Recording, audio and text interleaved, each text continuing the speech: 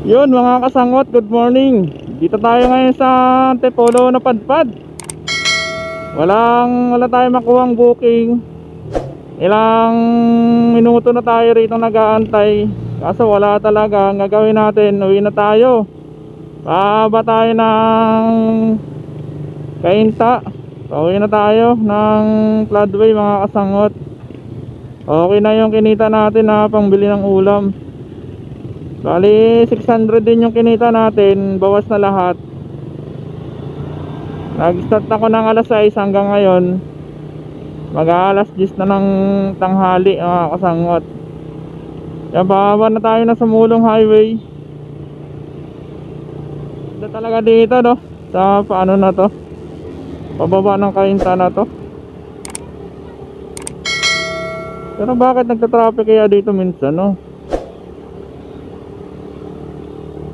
Nung nakaraan may aksidente rin dito eh. Dami nag-ano. Pinasukan naman tayo ng booking papunta ng Taytay, kaso kinancel lang yan na yan. So okay lang, 50 pesos lang naman yung booking eh. Okay sana, gawa ng pauwi na din tayo eh, ng Floodway. Sabay na sana. Wala eh, kinancel eh. Baba na lang tayo ng walang pasahero na mga kasangot.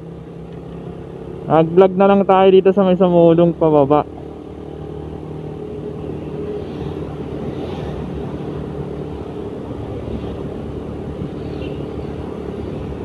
Dahil parang umakit ng Antipolo.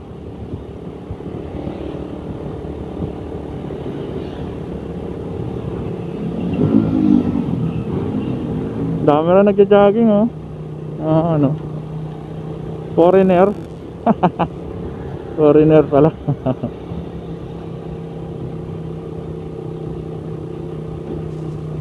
Sarap talaga dito, mag-banking no.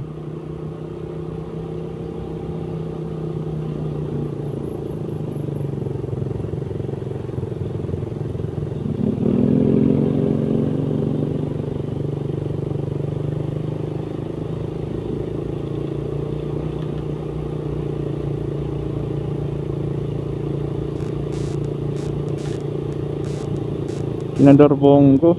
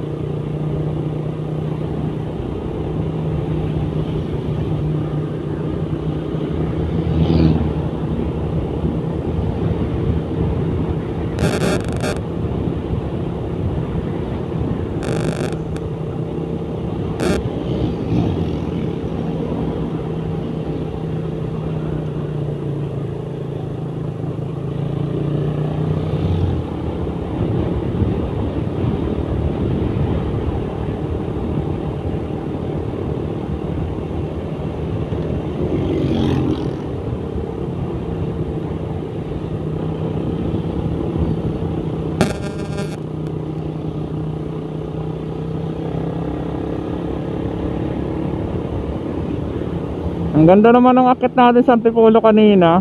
Binigyan tayo ng tip. Bali nagkaroon tayo ng tip na 50 pesos. Okay na din. Pang gasolina pababa. Ang dagdag no. Gasolina tayo 200. Meron pa tayong 100. Bibili naman natin ng ulam mga kasangot. Okay na yun. Tapos nakapag-rides tayo ng Antipolo no. Nakapag-vlog pa tayo pababa. Ay mga kasangot, supportahan natin yung channel natin. Kasangot Motovlog at Darbatan Motovlog sa YouTube. Ko lang kasi maabyad mga kasangot, gawa ng busy ako sa pagbiyahe kay Mobit eh. Minsan hindi ako nakakapag-upload. Halos isang kinsenas akong di nakakapag-upload.